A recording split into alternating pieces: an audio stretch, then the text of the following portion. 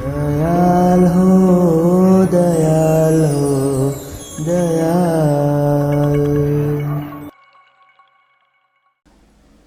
परम प्रेममय परम दयाल श्री श्री ठाकुर मोर, परम आराध्या जगत जननी श्री श्री बड़ माँ मोर, परम पूज्य पाद श्री श्री बड़दा मोर, पूज्य पाद आचार्य देव मोर सभींकर रातुल श्री चरण रे मोर कोटि कोटि अनंत कोटि प्रणाम निवेदन करे।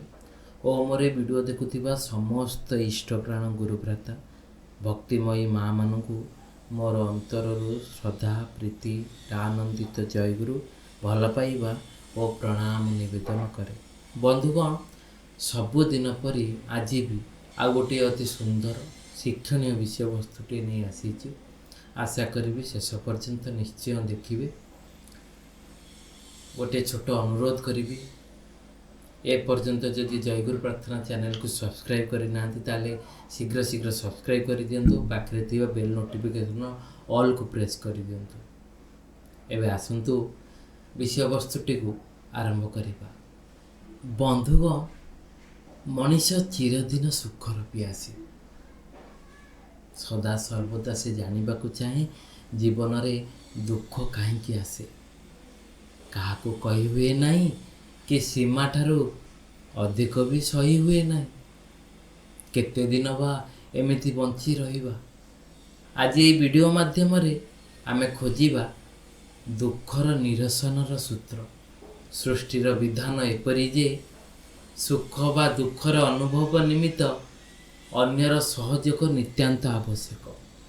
सुख हेउ बा दुख हेउ, जेकोसी भावर परिप्रकाश करिबा लागी परिवेशर बा परिस्थितिर आवश्यकता अनेक गुणरे अनेक जगार रही। कारण व्यक्ति एकक भाव पूर्ण उपभोग करिपारिबो नाही। दुखर निरसन और सुखर प्रकाश निमंते परम दयाल परम पिता श्री श्री ठाकुर अनेक उदाहरण देइछन्ति तांकर बाणी माध्यम रे। मनुष्य को पारिपार्श्विक जगत उपरे ही निर्भर करने पड़ी था। अन्य अर्थ रे बुझिबाकू गले परिवेश ही बहुकांश रे सुख दुखर कारण रूपे ही आम चारि पाखे विद्यमान। केबे केबे जीवन रे एमिति समय आसे जेउठी असह्य वेदना दुख कष्ट और अंधकार माड़ी बसी जीवन को अस्तव्यस्त करी पकाए। आमे भाबू भगवान थाउ थाउ एते दुख एते कष्ट काहींकी दियंती, से काहींकी आमर प्रार्थना सुनती नहीं, काहींकी आमर दुख बुझंती नहीं, काहींकी आमर जंत्रणा दूर करती नहीं। यही प्रश्न प्राय प्रत्येक हृदय रे आसे, किंतु ताहार उत्तर लुचि थाए आमर ये नित्य निजर कर्म माध्यम दे, आमर यही अर्जिथिबा ज्ञान भीतर दे बुझिबाकू हेबो। संसारर अन्य नाम परा दुख कष्ट जंत्रणा। जीवन अछि तो दुख कष्ट समस्या भी अछि, जेमिति जीवन एक अविच्छेद अंश। एमिति कौनसी मनीष नाही जार जीवन रे दुख कष्ट नथिबो। आमे तो छार मनुष्य, जेउठी भगवान श्रीकृष्ण द्वापर जुगरे मातृगर्भरु आरंभ करी सारा जीवन दुख कष्ट समस्या रे जीवन को व्यतीत करदेले। जांकर शैशव अवस्थारू मरणांतरक दुख कष्ट सहिबाकू पड़ी अनेक कष्ट। ठीक सही परी त्रेतया जुगरे देखुना मर्यादा पुरुषोत्तम प्रभु श्री रामचंद्र कौन है तांको जीवन रे राति पाइले राजा होई थांते, किंतु एई वनवासर दारुण दुखर समस्या को से सम्मुखीन हेबाकू पड़िथिला। अनुभव हुए बोधुए दुख को सुख बोली भावी से माने सिना सही गले। आमे तो छार मनुष्य मात्र, तांको लीलार तो आदि अंत नाही। एसबू एइथिपाई से दर्शाई जाई नाहंती कि मनुष्य को बोधे ଏହି ସନ୍ଦେଶ ଦେବାକୁ ଚାହିଁଛନ୍ତି ଯେ ଅବତାରୀ ପୁରୁଷ ସ୍ୱୟଂ ଯେ ପରମ ବ୍ରହ୍ମ ଘୋର ଦୁଃଖ କଷ୍ଟକୁ ସହ୍ୟ କରିପାରିଲେ ସମ୍ମୁଖୀନ ହେବାକୁ ପଡ଼ିଲା। ଆମେ ସାଧାରଣ ମନୁଷ୍ୟ, କୋଉ ଗଛର ଛାଇ କି? ତେଣୁ ଦୁଃଖ ଅପ୍ରତ୍ୟାଶିତ କେତେବେଳେ କେଉଁ ମୁହୂର୍ତ୍ତରେ କାହା ଜୀବନରେ ଆସିପାରେ କେହି କହିପାରିବେ ନାହିଁ। ପର ମୁହୂର୍ତ୍ତରେ ଆମକୁ ବୁଝିବାକୁ ହେବ ଯେ ଯେତେବେଳେ ମନୁଷ୍ୟ ସମସ୍ୟାକୁ ଜୀବନର ଏକ ନିତ୍ୟ ସତ୍ୟ କଠୋର ପ୍ରକ୍ରିୟା ବୋଲି ଗ୍ରହଣ କରିବ, ସେ କେବେ ବି ସେତେବେଳେ ଭୟଭୀତ ହେବ ନାହିଁ କି ବ୍ୟତିବ୍ୟସ୍ତ କିମ୍ବା ହତାଶ ହେବ ନାହିଁ। ଶ୍ରୀ ଶ୍ରୀ ଠାକୁର କହୁଛନ୍ତି, ଚାହିଁବାଟା ନ ପାଇବା ହିଁ ଦୁଃଖ। କିଛି ଚାହଁ ନାହିଁ, ସବୁ ଅବସ୍ଥାରେ ରାଜି ଥାଅ। ଦୁଃଖ ତୁମର କିଛି କରିପାରିବ ନାହିଁ। ଦୁଃଖ କାହାରି ପ୍ରକୃତିଗତ ନୁହେଁ, ତାକୁ ଇଚ୍ଛା କଲେ ହିଁ ତଡ଼ି ଦିଆଯାଇପାରେ। ଆଉ ତାହା କିପରି, ଏ ବିଷୟରେ ଆମେ ପୁଙ୍ଖାନୁପୁଙ୍ଖ ଭାବେ ଜାଣିପାରିବା। ବାସ୍ତବରେ ଦୁଃଖ ଏବଂ ସୁଖ ହେଉଛି ଏକ ରକମର ଭାବ ବା ମନର ଦୁଇଟି ଅବସ୍ଥା। ପ୍ରତ୍ୟେକ ମଣିଷ ସୁଖ ଚାହେଁ, କେହି ଦୁଃଖ ଚାହାନ୍ତି ନାହିଁ। ସୁଖ ଏବଂ ଦୁଃଖ ହେଉଛି ଏକ ରକମର ଭାବ ବା ମନର ଦୁଇଟି ଅବସ୍ଥା। ପ୍ରତ୍ୟେକ ମଣିଷ ସୁଖ ଚାହେଁ, କେହି ଦୁଃଖ ଚାହାନ୍ତି ନାହିଁ। କିନ୍ତୁ ବାସ୍ତବରେ କେହି ସୁଖୀ ହୋଇପାରନ୍ତି ନାହିଁ, କାରଣ ସୁଖର ପ୍ରକୃତ ସଂଜ୍ଞା ଆମ ପାଖରେ ନାହିଁ। ଏହି ଅବିଚଳ ମନ ପରମ ପିତାଙ୍କ ପ୍ରତି ଦୃଢ଼ ବିଶ୍ୱାସ ବା ଭରସା ବ୍ୟକ୍ତିକୁ କେବେ ବି ବିଚଳିତ କରିପାରେ ନାହିଁ। ଯେତେ ବଡ଼ ଦୁଃଖ କଷ୍ଟ ଆସିଲେ ବି ହୃଦୟରେ ଗୋଟିଏ କଥା ନୀରବରେ ଆମକୁ ମାନି ନେବାକୁ ହେବ, କହି ମନକୁ ବୁଝାଇ ଦେବାକୁ ହେବ ଯେ ଏ ଦିନ ବି ଚାଲିଯିବ, ଏ ଦୁଃଖ ବି ବିତିଯିବ। ରାତି ପାହିଲେ ପରା ଦିନ, ସକାଳ ଆସିବନି। ପ୍ରତ୍ୟେକଟି ମଣିଷ ଚାହେଁ ସୁଖ, ଶାନ୍ତିରେ ରହିବା ପାଇଁ, ଆନନ୍ଦରେ ରହିବା ପାଇଁ। ଜୀବନର ଚଲାପଥରେ କେତେବେଳେ ସୁଖ ଆସେ ଆଉ କେତେବେଳେ ଦୁଃଖ ଆସେ, ସେ ନିୟତିର ହାତରେ। ଶ୍ରୀ ଶ୍ରୀ ଠାକୁରଙ୍କ ମତରେ, ତୁମେ ଜଗତର ହଜାର କରି ମଧ୍ୟ ଜୀବନରେ ଦୁଃଖକୁ ନଷ୍ଟ କରିପାରିବ ନାହିଁ। ଅଭାବ ଓ ଚାହିଁବାର ଭାବଟା ହିଁ ଦୁଃଖ। କିଛି ଚାହଁ ନାହିଁ, ସବୁ ଅବସ୍ଥାରେ ରାଜି ରୁହ, ଦେଖିବ ଦୁଃଖ ତୁମର କ'ଣ କରିବ। ଆଜି ମଣିଷର ବ୍ୟବହାର ଠିକ୍ ନାହିଁ। ମଣିଷ ଭିତରେ ଭଲ ପାଇବା ନାହିଁ। ଜଣେ ଅନ୍ୟ ଜଣଙ୍କର ଉନ୍ନତି ଦେଖିପାରୁନି, ଜଣେ ଅନ୍ୟ ଜଣଙ୍କର କ୍ଷତି କରିବା ଛଡ଼ା କିଛି ଚିନ୍ତା କରିପାରୁନି। ତାର ନିନ୍ଦା କରିବା ଛଡ଼ା ଆଉ କିଛି ହିଁ ତାକୁ ଆସେ ନା ଯେପରି। ଆଉ ସବୁଠି ଗୋଟେ କଥା ମନେ ରଖିବେ, ତାର ଆତ୍ମପ୍ରଶଂସା ହିଁ ସବୁଠି ଚାହେଁ ସେ। ଏହି କୁପ୍ରବୃତ୍ତି ତାର ଶେଷ କର ମନେ କରେ। ଏହିପରି ଚାଲି ଚଳନ ଆଜି ଆମମାନଙ୍କର ଦେବଭାବକୁ ନଷ୍ଟ କରି ପକାଇଛି, ଯାହା ଫଳରେ ଆମ ଭିତରେ ଥିବା ସେହି ପ୍ରବୃତ୍ତି ଆଜି ବଢ଼ି ଯାଇଛି। ଆମେମାନେ ପ୍ରତ୍ୟେକେ ଅମୃତର ସନ୍ତାନ, ଦେବ ସନ୍ତାନ, ଏ କଥା ବି ଭୁଲି ଯାଉଛେ। ଆମମାନଙ୍କ ପାଖରେ ଥିବା ଦେବ ଭାବକୁ ଜାଗ୍ରତ କରିବାକୁ ହେବ। ଏହି ଦେବ ଭାବ ଜାଗ୍ରତ ହେଲେ ଯାଇ ଆମେମାନେ କୁପ୍ରବୃତ୍ତି ଠାରୁ ଦୂରରେ ରହିପାରିବା ବା ତାକୁ ନିୟନ୍ତ୍ରଣରେ ଆଣିପାରିବା। ସେଥିପାଇଁ ଦରକାର ଅଚ୍ୟୁତ ଇଷ୍ଟ ନିଷ୍ଠା।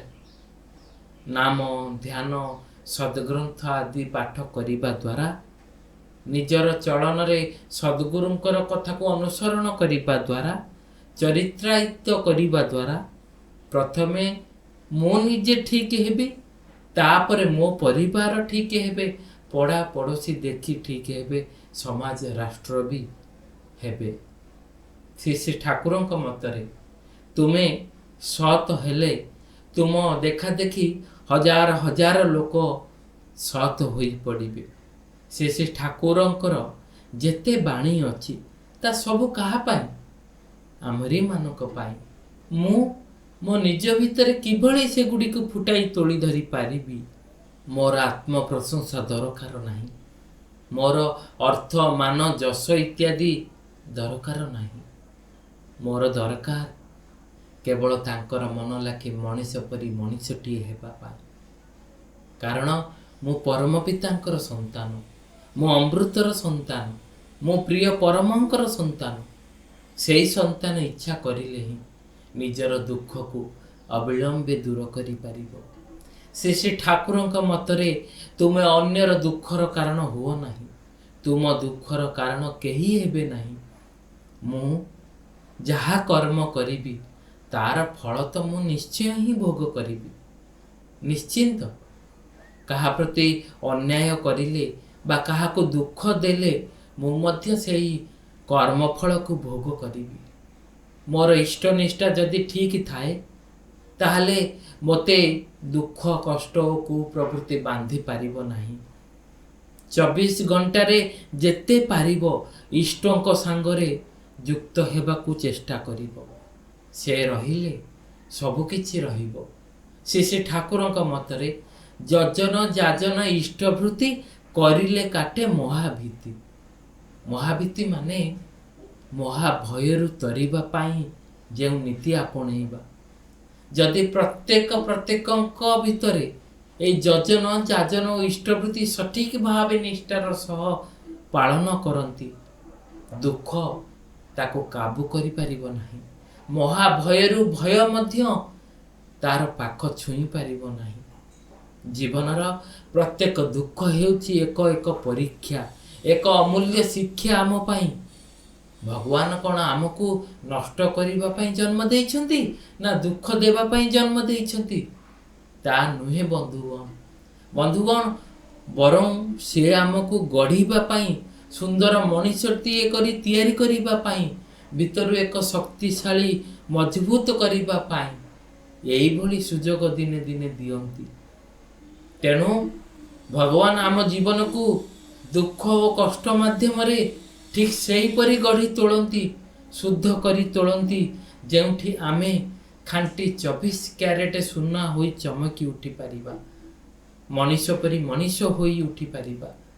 ଗୋଟେ ସତ କଥା ଆଜ୍ଞା କହିବି, ଆମ ଜୀବନରେ ଦୁଃଖ ଆସିଲେ ଆମେ ସବୁବେଳେ ସମୟକୁ ଦୋଷ ଦେଇଥାଉ, ଈଶ୍ୱରଙ୍କୁ ଦୋଷ ଦେଇଥାଉ।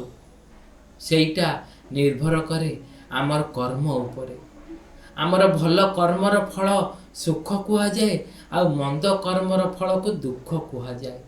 ଉଦାହରଣ, ଭଗବାନ ଆମକୁ ହାତ ଦେଇଛନ୍ତି ଭଲ କର୍ମ କରିବା ପାଇଁ, ଆଉ ସମସ୍ତଙ୍କର ସେବା ସାହାଯ୍ୟ କରିବା ପାଇଁ। ସେଇଟା ହିଁ ଆମକୁ ସୁଖ ଫଳ ଦିଏ। କିନ୍ତୁ ଯଦି ଆମର ହାତ କାହାର ଅମଙ୍ଗଳର ଚିନ୍ତାର କାରଣ ହୁଏ ବା କାହାକୁ ମାରିବାକୁ ଉଠିଯାଏ, ସେଇଟା ଆମକୁ ଭବିଷ୍ୟତରେ ହିଁ ଦୁଃଖ ଫଳ ଦିଏ। ବେଳେବେଳେ ଆମେ ଜାଣତରେ ହେଉ ବା ଅଜାଣତରେ ହେଉ ସଫଳତା ପାଇବା ପାଇଁ, ବିଜୟ ହାସଲ କରିବା ପାଇଁ ବହୁତ ଥର ଭୁଲ ବାଟରେ ପାଦ ଦେଇଥାଉ, ଆଉ ସେଇ ବାଟରୁ ଫେରି ଆସିବା ପାଇଁ ଆମେ ଅନେକ ଚେଷ୍ଟା କରିଥାଉ, କିନ୍ତୁ ତାହା ସମ୍ଭବ ହୁଏ ନାହିଁ। ଆଉ ଗୋଟେ ଦିନ ଏମିତି ଆସେ, ଆମେ ସେହି କୁପ୍ରବୃତ୍ତିର ମନ୍ତ୍ରଣାରେ ପଡ଼ି ଭୁଲ କର୍ମର ଫଳକୁ ଭୋଗିବାକୁ ଯାଇ ଏକ ଏମିତି ବିପଦ ମାଡ଼ି ଆସେ, ପାଖରେ କେହି ନଥାନ୍ତି ବୁଝେଇବା ପାଇଁ କି ଉଦ୍ଧାର କରିବା ପାଇଁ। ଆମେ ସେଠି ଅନୁତାପ ବି କରୁ ଯେ ସେଇ ଭୁଲକୁ ସ୍ୱୀକାର କରିବା ବଦଳରେ ଆମେ ତାକୁ ଲୁଚାଇବାକୁ ଚେଷ୍ଟା କରୁ, ଆଉ ସେଇ ଭୁଲକୁ ଲୁଚେଇବାକୁ ଯାଇ ଆମେ ଆହୁରି ହଜାରେ ଭୁଲ କରିଥାଉ। ବାସ୍ ସେଇଦିନ ଠାରୁ ଆରମ୍ଭ ହୁଏ ଦୁଃଖର ପାହାଡ଼ ଆମ ଜୀବନରେ। କିନ୍ତୁ ଏହା ନ ବୁଝି ଭଗବାନଙ୍କୁ ବି ଦୋଷ ଦେଇଥାଉ। କିନ୍ତୁ ବାସ୍ତବରେ ଆମର ସୁଖ ଦୁଃଖର ପଛରେ ଭଗବାନଙ୍କର କୌଣସି ଦୋଷ ନଥାଏ। ମନେ ରଖନ୍ତୁ ଆଜ୍ଞା, ସୁଖ ଦୁଃଖ ହସ ଲୁହ ସବୁକିଛି ନିର୍ଭର କରେ ଆମର ବର୍ତ୍ତମାନ କର୍ମ ଉପରେ। ଯଦି ଆମେ ସୁକର୍ମ କରିବା, ଦିନେ ନା ଦିନେ ତାର ସୁଖ ଫଳ ପାଇବା। କିନ୍ତୁ ଯଦି ଆମେ କୁକର୍ମ କରିବା, ତାହେଲେ ଦୁଃଖ କଷ୍ଟର ଫଳ ଛଡ଼ା ଆଉ କିଛି ଉପାୟ ନଥାଏ ବିଧାତାଙ୍କ ପାଖରେ। ଯେମିତି ସ୍କୁଲରେ ପରୀକ୍ଷା ଦେବାକୁ ଗଲେ ଆଶା କରୁ ଭଲ ରେଜଲ୍ଟ ପାଇଁ, ସେଥିପାଇଁ ଭଲ ପଢ଼ିବା ଦରକାର, ନା କି ଟିଚରମାନଙ୍କୁ ଦୋଷ ଦେବା ଦରକାର। ଠିକ୍ ସେମିତି ଆମେ ଭଲ କର୍ମ କଲେ ସୁଖ ଫଳ ପାଇବା, ଆଉ ଖରାପ କର୍ମ କଲେ ଦୁଃଖ ଫଳ ପାଇବା। ଏଥିରେ ଭଗବାନ ବା ସମୟର କୌଣସି ଦୋଷ ନଥାଏ କି ଈଶ୍ୱରଙ୍କର କୌଣସି ଦୋଷ ନଥାଏ। କଥାରେ ଅଛି, ପୋଖରୀ ଅନୁଯାୟୀ ଜଳ, କର୍ମ ଅନୁସାରେ ଫଳ। ଦୁଃଖ ବେଳେ ଭଗବାନ ଆମ ଡାକ କାହିଁକି ଶୁଣନ୍ତିନି? କାରଣ ଭଗବାନ ସମସ୍ତଙ୍କୁ ଭୁଲକୁ ସୁଧାରିବାକୁ ଗୋଟେ ଗୋଟେ ସୁଯୋଗ ଦିଅନ୍ତି, ଯାହା ଫଳରେ ଆମେ ସେଇ ଭୁଲ ବାଟରୁ ଫେରି ଆସି ଠିକ୍ ବାଟରେ ପାଦ ଦେବା। କିନ୍ତୁ ବ୍ୟସ୍ତତା ଭିତରେ ଆମେ ଭଗବାନଙ୍କୁ ଦେଇଥିବା ସୁଯୋଗକୁ ବୁଝିପାରୁନେ କି ସଦୁପଯୋଗ କରିପାରୁନେ। ଭଗବାନଙ୍କର ଅପମାନ କରି ଚାଲିଛେ, ତାଙ୍କୁ ଭୁଲି ଯେ ଆମେ ନରକ ଆଡ଼କୁ ଧାଉଁଛେ, ସେ କଥା ବି ଭୁଲି ଯାଉଛି। ସେଥିପାଇଁ ଦୁଃଖ ସମୟରେ ଭଗବାନ ହିଁ ଆମକୁ ଉଦ୍ଧାର କରିବେ, ତା ବିନୁ ଅନ୍ୟ ଗତି ନାହିଁ। ତାଙ୍କ ହାତ ଛାଡ଼ି ଚାଲିଯାଉ, ଏଇଟା ହେଲା ପ୍ରକୃତ ଭୁଲ, ଏଇଟା ହେଲା ପ୍ରକୃତ ସତ କଥା ଆମ ଜୀବନରେ। ସେଥିପାଇଁ ଦୁଃଖ ସମୟରେ ଭଗବାନଙ୍କୁ ଦୋଷ ଦେବା ବଦଳରେ ଚେଷ୍ଟା କରିବା ଯେ ଆମ କର୍ମକୁ ସୁଧାରିବାକୁ ହେବ। ଏହା ଫଳରେ ଆମ ଜୀବନରେ ଦୁଃଖ ସମୟ କେବେ ବି ଯେମିତି ନ ଆସୁ, ଯେଉଁଥିପାଇଁ ଆମେ ଭଗବାନଙ୍କୁ ଦୋଷ ଦେଉଛେ। ଭଗବାନ ଏହି ଦୁଃଖ ବେଦନା ଦେଇ ଆମ ପାଖେ ପାଖେ ରୁହନ୍ତି। ଆଉ ଗୋଟେ ସତ୍ୟ କଥା ହେଲା, ଯେବେ ବି ଆମ ଜୀବନରେ ଖରାପ ସମୟ ଆସେ, କେବଳ ଦୁଃଖ ଦେବାକୁ ନୁହେଁ, ବରଂ ସମ୍ପର୍କ ଚିହ୍ନାଇ ଦେବାକୁ ଆସେ। ହଁ ବନ୍ଧୁଗଣ, ଆଉ ସେଇ ଖରାପ ସମୟ ହିଁ ଜଣେଇ ଦେଇଥାଏ ଏଇ ସ୍ୱାର୍ଥପର ଦୁନିଆରେ କିଏ କାହାକୁ କେତେ ଭଲ ପାଏ। ପରମ ପିତାଙ୍କ ନିକଟରେ ପ୍ରାର୍ଥନା କର, ତୁମର ଇଚ୍ଛା ହିଁ ମଙ୍ଗଳ, ମୁଁ ଜାଣେ ନା କେଉଁଥିରେ ମୋର ମଙ୍ଗଳ, ମୋ ଭିତରେ ତୁମର ଇଚ୍ଛା ହିଁ ପୂର୍ଣ୍ଣ ହେଉ। ଆଉ ସେଇଥିପାଇଁ ତୁମେ ରାଜି ଥାଅ, ଆନନ୍ଦରେ ରହିବ, ଦୁଃଖ ତୁମକୁ ସ୍ପର୍ଶ କରିପାରିବ ନାହିଁ। କାହାରି ଦୁଃଖର କାରଣ ହୁଅ ନା, କେହି ତୁମର ଦୁଃଖର କାରଣ ହେବେ ନାହିଁ। ଏହା ଅନେକ ଥର ପରମପିତା ଦୟାଲ କହିଯାଇଛନ୍ତି। ଦୁଃଖ ବି ଏକ ରକମ ଭାବ, ସୁଖ ବି ଏକ ରକମ ଭାବ। ଅଭାବର ଚାହିଁବାର ଭାବଟା ହିଁ ଦୁଃଖ। ଯେ ପର୍ଯ୍ୟନ୍ତ ତୁମ ହୃଦୟରୁ ସେଇ ଅଭାବର ଭାବଟା କାଢ଼ି ନ ନେଇଛ, ଆଉ ଧର୍ମ ହିଁ ତାହା କରିପାରେ। ହଁ ବନ୍ଧୁଗଣ, ଦେଖିବେ ଦିନେ ନା ଦିନେ ସେଇ ଅଭାବର ଭାବଟା ଦୂର ହୋଇଯାଇ ସୁଖର ଭାବଟା ଆପେ ଆପେ ଅନୁଗୃହୀତ ହୋଇଛି।